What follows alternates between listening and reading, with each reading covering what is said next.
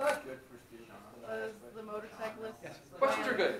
Did Yeah, he that's wanna- a. Did he want to get some like momentum away? Or? I guess he was just kicking the window because he was a motorcyclist. He was just going to have it out. All right, so ladies and gentlemen, whenever you're ready. Thank you. So we previously talked about how things move, and how things move is the realm of kinematics. This is acceleration, velocity, displacement. Now, and for the next number of weeks, we're going to be discussing why things move. And that's the realm of dynamics, specifically forces and energy. We're going to discuss forces today. Forces are pushes or pulls. If you're exerting a force right now, raise your hand. Yes, you are. You're exerting a force on your chair, and hopefully your chair is able to support you with another kind of force. So anybody falling through their chair? So everybody's pretty much, okay. So everybody's pretty much just exerting the force, and the force is being exerted back on them? Okay. Good. That special force is called a normal force, and we'll discuss that in greater detail in a little bit. Any questions before we begin? Okay. Forces are pushes and pulls, and we measure them in newtons, named after the cookie. Named after the cookie. Yeah, you know, the fruit newtons. And then apparently Isaac's father really liked those cookies, so he named him after the cookie too. He's like, I'm going to change my name to Newton, because those cookies are really good. So everything we're learning this year is based on Newtonian physics. We'll talk a little bit about Einsteinium physics, but mostly it's Newtonian physics. Okay, so kinematics review, you do not need to write any of this down, although I would recommend putting your game down so you're not actually playing video games when you should be paying attention. The video game's not going anywhere. It'll be there when you get home. Okay. So once again, we're still going to use these kinematics formulas. Okay, they're not going anywhere. It's just previously we just said this was the acceleration. Now we're going to say, let's calculate the acceleration and then put things into the dynamics formulas or the kinematics formulas. Okay, so again, you don't need to write this down because these are already formulas you already have. What I want to talk about, gravity. Is gravity a force? Gravity is really strange. When we say force of gravity, what are we really referring to? The pull of it. What you feel? Do you feel your weight? No. Weight is the force of gravity. But you don't feel your weight because if you jumped out of a plane, would you instantly become weightless? No. What would you immediately start doing towards the planet? Yeah. And another name for falling starts with an A. You'd start accelerating. So you don't feel your weight. You feel something else. Once again, that thing I mentioned called the normal force. That's what you feel on your butt right now. Okay. Take away the normal force, you're not going to feel it. Like, for instance, if Sean was to suddenly pull Samu's chair out, he's not going to feel that normal force for a very short amount of time. And he's going to feel a lot from the floor. But you don't feel your weight. So weight is the force of gravity we like to call gravity. Gravity is actually an acceleration. And here's what's weird. Acceleration comes from weight. If you don't have weight, you won't have an acceleration towards the earth. But weight comes from the acceleration due to gravity. If you don't have gravity, you won't have weight. The two are both the same and different at the same time. By the way, don't write W equals mg. I can't believe I've been editing these things for years and the W is still there. Do not write that. What should you write instead of W for weight? F sub G. Don't write W. Okay. W is work. And for the longest time, physics people used W for weight and for work. And then we realized that's very confusing. Let's call all of our forces F. and then put a little subscript at the bottom. F sub g is force due to gravity. In other words, the weight. You can call it weight, but you should really label it F sub g, especially if you're going to go on and take any more advanced courses in college or the AP Physics course. We label all of our forces F sub something. F sub m, magnetic force, or F sub b, magnetic force. F sub e, electrostatic force, just F sub something.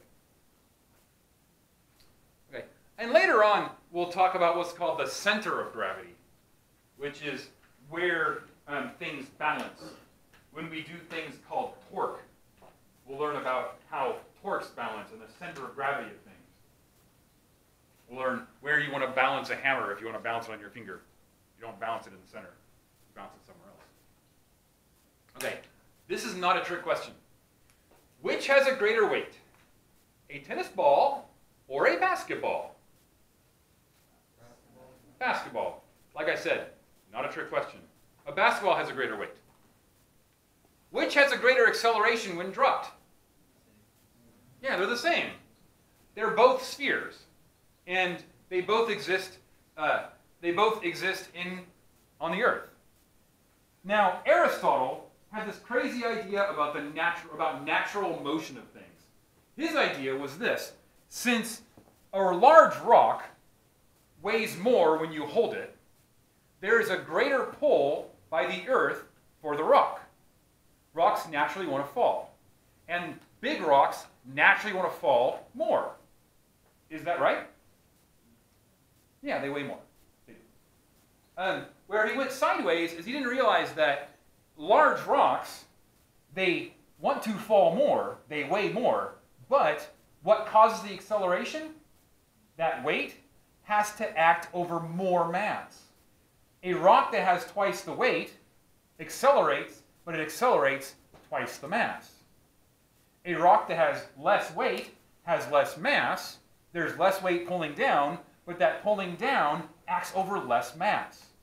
So the overall acceleration from those two scenarios is the same.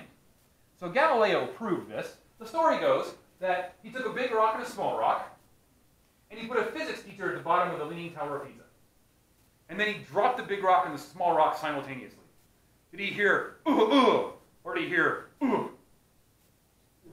He heard just one, He heard both rocks hitting the student at the same time. He didn't hear, We don't know where that student was, what happened to that student. By the way, this is one of those physics stories that we tell that may or may not have happened. It's just one of those fun little stories. It's a parable.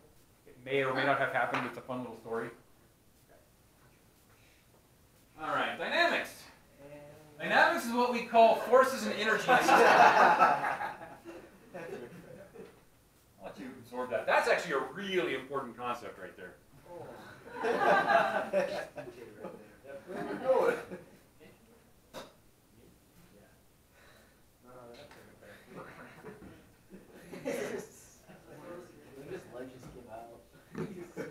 No, it's moving. It's like a wheel. He's on like some sort of container with an axle, and he's about to jump off, and it moves away from him, which is really important. It looks like a book. There's like this thing with a handle right there, but before he jumps, he's exerting his force on the, we'll call it wheel, on the wheel, right? Why does the wheel eventually move? Yeah, he has to exert more force to jump up. And that's going to be a really important concept, which we're going to investigate in about 10 minutes. Okay, some lingo. Dynamics is a study of why things move. It literally means, dynamics literally means study of power. Dyna is power or energy. And dynamics is a study of those things. Like dynamite, powerful. Dynamo, powerful. Dynamic. He's a powerful speaker. He's dynamic. Dinosaur. Big, powerful lizard. Okay. So forces are pushers or pulls. And they are vector quantities. So they have not only magnitude, they also have what? direction. They are vector quantities. They have both magnitude and direction. And that's going to be important. Their directions are important. And we're going to learn towards the end of class something called a free body diagram, where we compare all the vectors in various directions. If you want to be super technical, you can put a little half arrow above the F to denote that it is in fact a vector.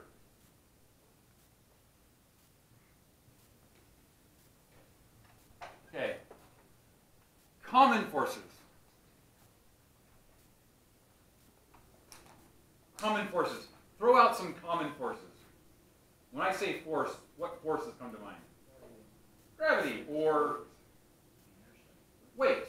Ah, inertia. Interesting, you should mention that. Centripetal force, which is the force you feel when you go around a corner and you squish your little brother against the side of the car.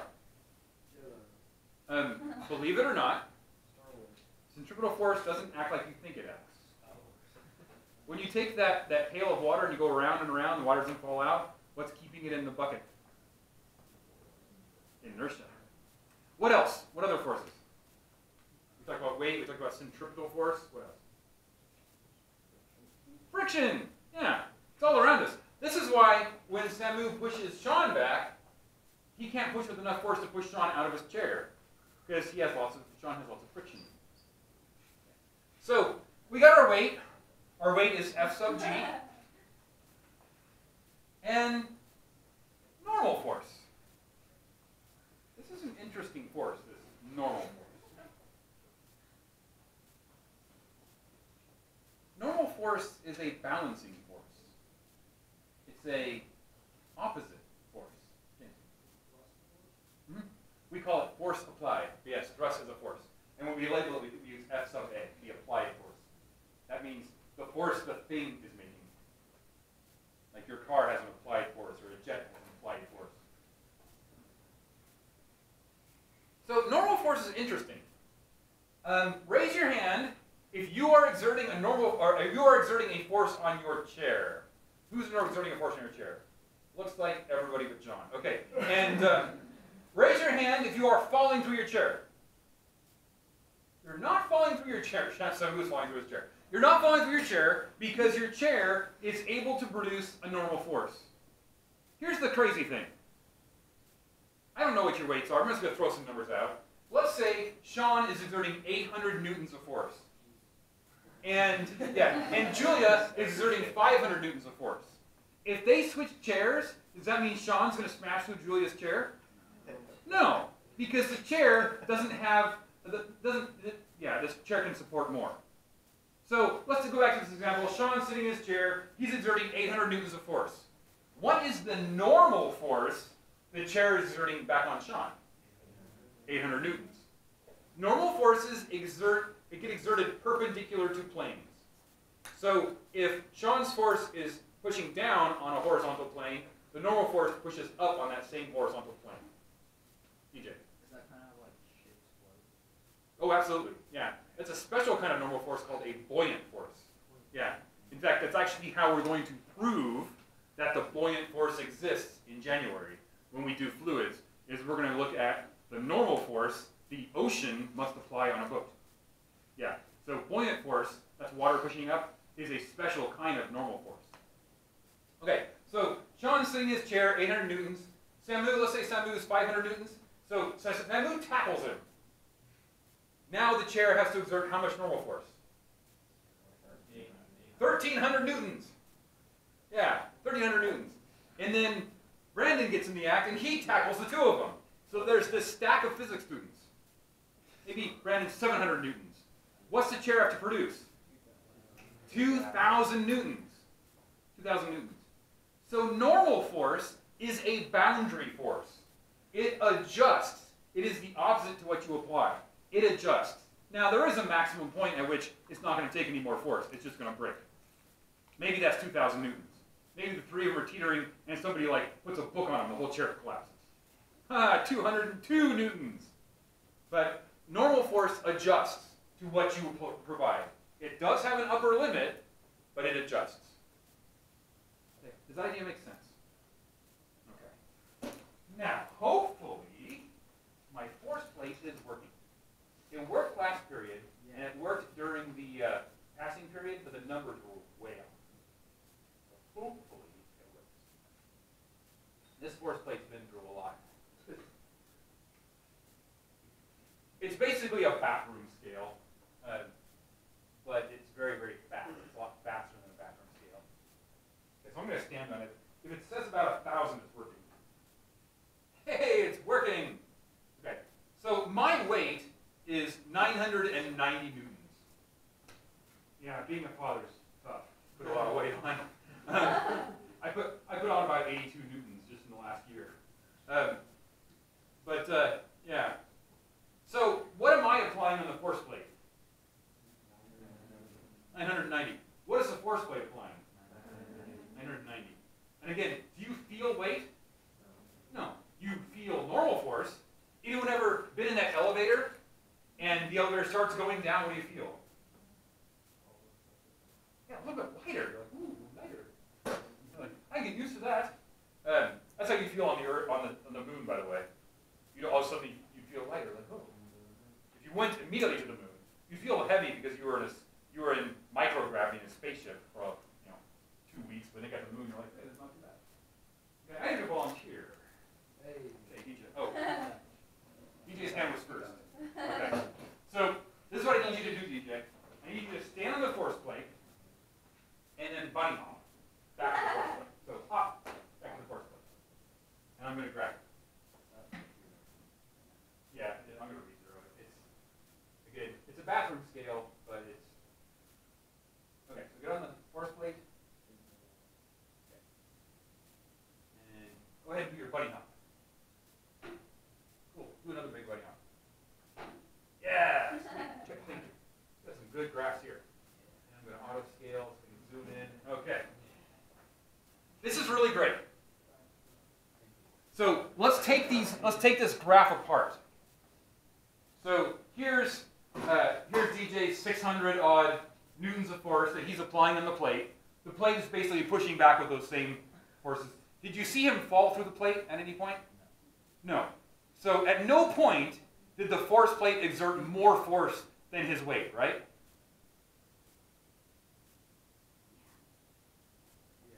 Look what happened here. What is this little gap right here? Where are the zoop? What happened? Yeah, this is when he got ready to jump. When he went down. This is the instant the elevator started to go down. And when he went down, the force plate didn't have to produce as much force. If you want to prove it, you can pick up one of these masses and feel like what happens when it goes up and down. You're like, ooh, more, less, more, less, more, less. So when you go down in the direction of gravity, you weigh less. So the force plate had to produce less. And this is where the exciting part comes in. Look what happened here. What did he do? He didn't jump yet. He has not yet left the ground. Where does he leave the ground? Up here at 1,500 newtons. But from 400 to 1,500 newtons, what is he doing? Exactly. He is applying as much force as he can into the force plate. Can we just call it the ground at this point? He's squishing the molecules of the ground. The molecules of the ground are being squished. Squish, squish, squish, squish, squish, squish. And then what do? They push back. They push back enough to cause him to leave the ground. So when you jump, you have to apply more force than your weight. You squish the molecules together. The molecules don't want to be squished together, and they say, oh no, and they push back. Ideally, they push back with whatever force you pushed in. So he put 1,500 in, hopefully they push back with 1,500, and that caused him to do what in the vertical direction? First with an A. Accelerate, right. He accelerated in the vertical direction. That caused him to leave the ground. This is such a great graph. Even these numbers are even they're very seldom the same, and they are actually the same. This is when he hits the ground, by the way. He's like, bam, hits the ground. And collisions are the realm of momentum. And when we get to momentum, in November or December, we'll talk about collisions and how collisions work. And if you take physics AP, we'll actually take these graphs and we'll actually take them apart and extract real data from them. Find out how high DJ jumped, how fast he left the ground. But for now, just realize that in order to jump, you have to exert more force than your weight. And you squish the ground. And the ground gets squished. And then the ground pushes back. And that pushing back is what causes you to jump. Anyone ever tried to jump off like a big block of foam or a wrestling mat? Does it work well? No, because you squish foam and the foam goes, oh, I'm squished. The foam can't push back, so you can't jump. Okay? You can't jump out of water unless you're, well, you can't jump with your legs out of water because the water will just move out of the way. Foam does the same thing. Foam gets crushed, it can't push back, so you can't jump out of the foam. You have to jump out of something that can push back. Runners know this. They like to run on material that pushes back really well, like hard rubber or asphalt. You get a much better run when you run on hard rubber or asphalt because it pushes back. Yeah. Wait, can you explain trampoline? Like, what, when you jump on a trampoline, you jump high and stuff. After you're done jumping on a trampoline, when you get on something hard, it feels like you're not jumping high at all. Like, not like right before you jump on the trampoline. After. Because what you're doing in a trampoline is you're exerting force at just the right time. You're getting in a rhythm. So you're basically taking your weight and allowing it to build up and build up and build up in what we call impulse. And then you're at the point where it starts pushing up, you push up a little bit more. You add a little bit more. You're adding, and then you leave the ground. As far as why it feels a certain way, I can't speak to that because I don't do trampolines. I don't want to be a statistic. I was growing up and a friend of mine broke both of his arms at the same time. At the same time? Yes. He jumped off a trampoline. He basically fell off a trampoline and caught himself. Oh. And broke both of them. Boom, boom. He was in you know things in the movies where they have the cast that goes with, he had one of those. I'm not exaggerating.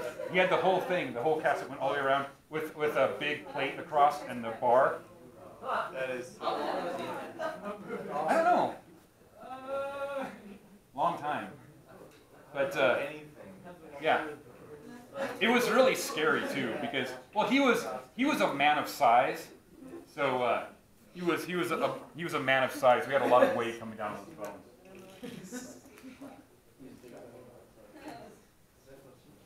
So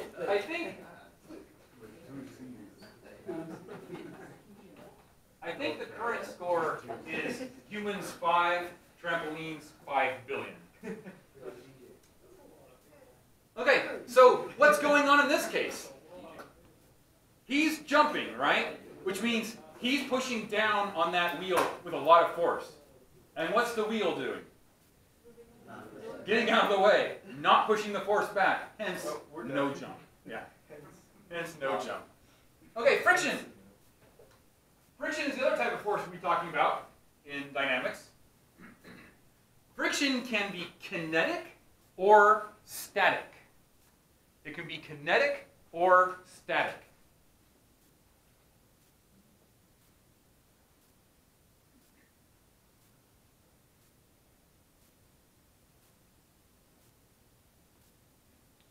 Static friction is the friction you overcome when you get something moving. Kinetic friction is the friction you have to continually overcome.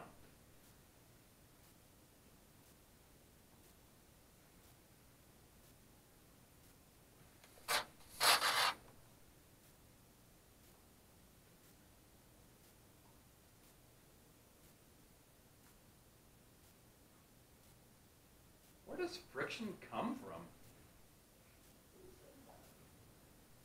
Where does friction come from? Yeah. The word intermolecular literally means between molecules, like international, between nations. Intermolecular means between molecules. Friction is an intermolecular force. Now, you all encounter like macro friction, where you have something really, really rough. Like the ground is very, very rough. And when I fall on the ground, it applies a lot of friction on my skin. Or sandpaper is very, very rough. It applies a lot of friction to the wood. But at its core, friction is an intermolecular force. Smooth things can have even more friction than rough things. What smooth thing has a lot of friction and is responsible for the explosion of industry around the turn of the 20th century? It has to do with steel. Railroad, yeah, railroad. A locomotive's wheel is made of what? Steel. A railroad rail is made of what? Steel. But steel's very smooth. Shouldn't the wheel just spin and spin and spin on the rail? It turns out steel friction has extremely high friction.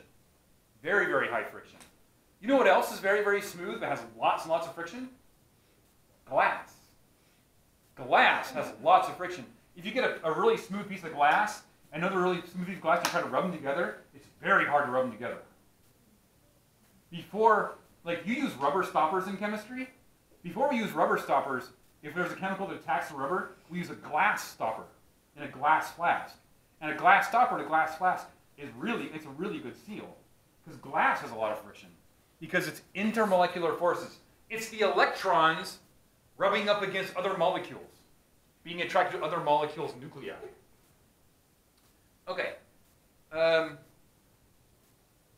Here's a joke. A white cat and a brown cat are walking on a roof and start to slip. Which cat slips off the roof first? He's trying not to laugh. That's race. You have a racist cat over there.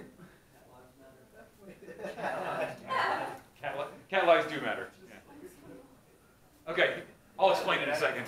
So, static friction is the friction you have to overcome to get something moving. Kinetic friction is the friction you have to overcome while something is moving. One is always larger than the other.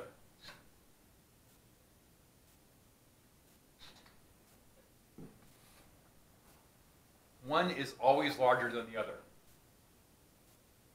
Which one's larger and why? You might want to raise your hand for this one. Think about it for a second. Which one of these is larger and why?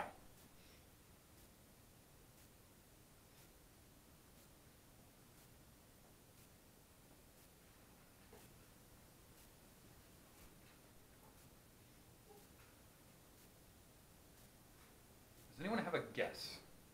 Between static friction and kinetic friction, one's always going to be bigger. Gina. Okay? Is that what you're going to say? I would think static. Why would you say static? Well, something's at rest and you push it and it doesn't go. But if you just hit it and it continues to go. Okay. Anyone ever tried to move a dresser or a refrigerator? Yeah. So you're pushing on the dresser or the refrigerator. And you have to give it a really big oomph up front, right? But once you get it moving, it's not nearly as hard to get it moving, right? Like your friend ran out of gas. You got to push the car to get it moving. But once you get it moving, it's easier to keep it moving. Static friction is always larger than kinetic friction because of one phenomenon. First with an I. Inertia. To get something moving, you have to overcome the intermolecular attraction, the friction, plus inertia. But once you get something moving, inertia works for you. And you don't have to overcome it, it helps you. So static friction has inertia built in, kinetic friction has inertia built in. With static friction, you have to overcome the inertia. With kinetic friction, inertia helps you out. Make sense? So static friction is always larger. Question? So if you didn't have inertia, would, like, theoretically, the static and kinetic be the same? Out of left field, sure. I can't really wrap my mind around a world that doesn't have inertia. So here's some values. The values are a coefficient of friction. This is the Greek letter mu. Okay. To draw a Greek letter mu, you make a lowercase u. You start under the line and end at the line. So a Greek letter u looks like this. Start under the line, make a u, and then that's a Greek letter mu. It is the friction coefficient. The friction coefficient can be between 0 and 1. And it represents how much friction you have between two materials. Take a look. Steel on steel, 0.74. Rubber on concrete, 1.0. There's a reason your tires are made out of rubber. Glass on glass, 0.9. Very, very high. Okay, so that's friction. There's a formula, of course. Ff being the force of friction equals mu Fn. Ff, the force of friction, equals mu Fn. What is Fn? Normal force. Normal force.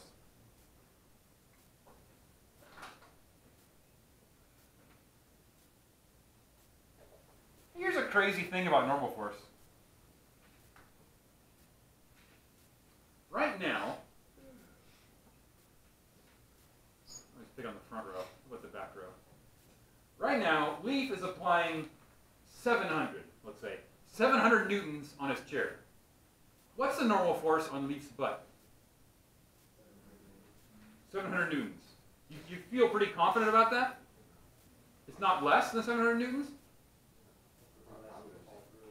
Exactly. If it was less, he would be whatting through the chair? Accelerating through the chair. If it was more, he would be whatting off the chair? Accelerating off the chair. So if he's applying 700, the chair's applying 700. So if Brendan wants to push Leaf off the chair, he has to multiply his normal force times his pant chair coefficient of friction. He has to overcome that friction. So to make sure you stay put, you should wear sandpaper pants. If you're frequently being pushed out of chairs, wear sandpaper pants, increase your mu, constant Fn, increase your Ff. Right? You act like you don't own a pair of sandpaper pants. Okay, Newton's laws. Any questions before we talk about Newton's laws? Yes. Can you go back to that joke? Oh, the joke. Okay. A white cat and a brown cat are walking on a roof and start to slip. Which slips off the roof first? What do you think?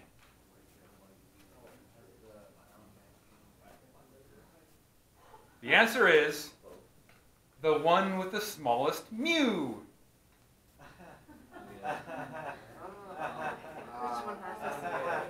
Whichever one has a smaller mu. When you think about it, whichever one has a smaller mu. Okay.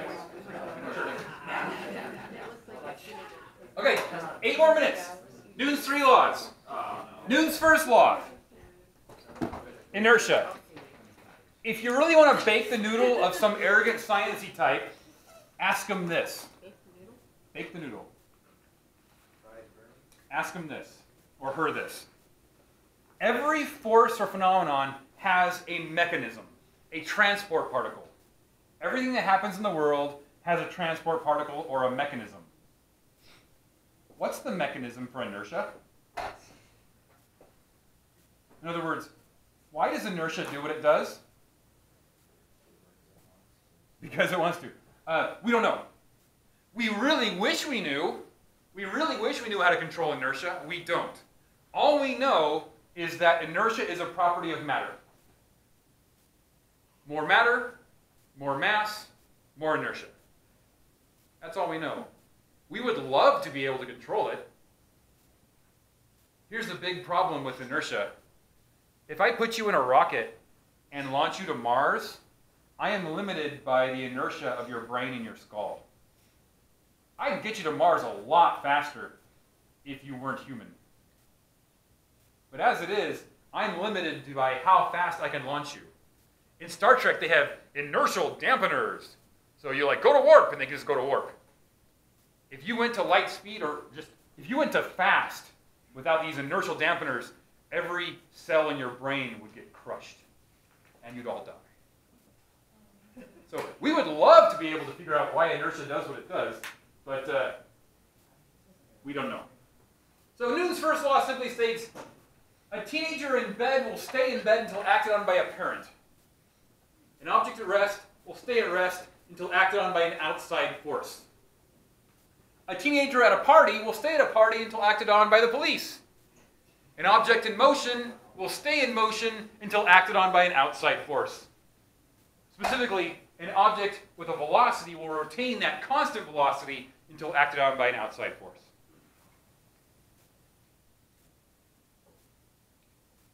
What do forces produce? Unbalanced forces acting on a mass will produce a what? It will produce starts with an A. Acceleration. Yeah. If the net force is larger than 0, then an acceleration occurs. Net force is the words we use to compare two directions of vectors. Right now, Leaf is applying a vector down. The chair is applying a vector up. Those two vectors are not 0, but their net force is. Make sense? You're applying a weight down. Your chair is applying a normal force up. What's the net force? 0. Is there anybody in here who is not experiencing a net force of 0? Yeah. As long as nobody's falling through their chair, you're experiencing a net force of 0. If the net force is not 0, for instance, if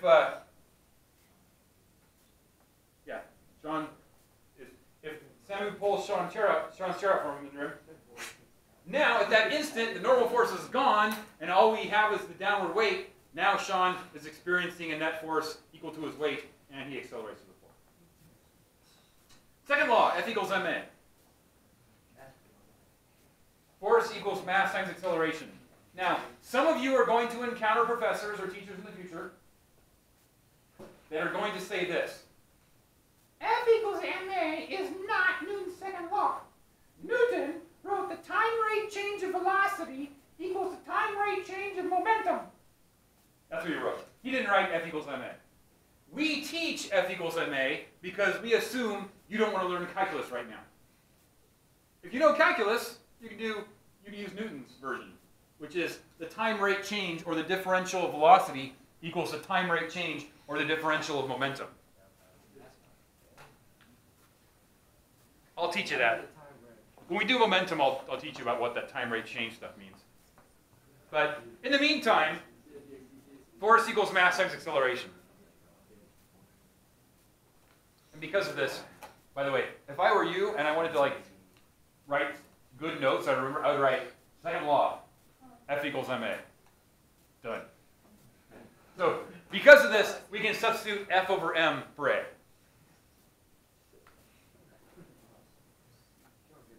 Oh, and that's time rate change of velocity equal to the time rate change of momentum. So that's what Newton actually wrote. You know Newton invented calculus, right? Yes. Calculus doesn't exist for its own benefit. It exists as a tool to do physics. So Newton, so you can do other things. You should blame Newton for a lot of things. Newton's prism, Newton's law of heating and cooling, we'll learn about that. Okay, third law. Everybody loves third law. Yeah. What is Newton's third law? Every action has equal and opposite reaction. Exactly. Or, as Einstein said, every action has an opposite equal criticism. So, every action has an opposite and equal reaction. In other words, every force encounters an additional force or a force pair that is equal in magnitude and opposite in direction. Or if you ask Google, when one object exerts a force, the target of that force exerts a force back upon that object that is equal in magnitude and opposite in direction. These are force pairs. Your butt is applying a force on the chair is applying a force on the butt. That is a force pair. When you're in the dean's office because you are fighting, you say, his hand applied a force on my hand that was equal in magnitude to the force my hand applied to his head. So we are in equal responsibility. It might work. Or you can just take the first part. His head applied a force on my hand.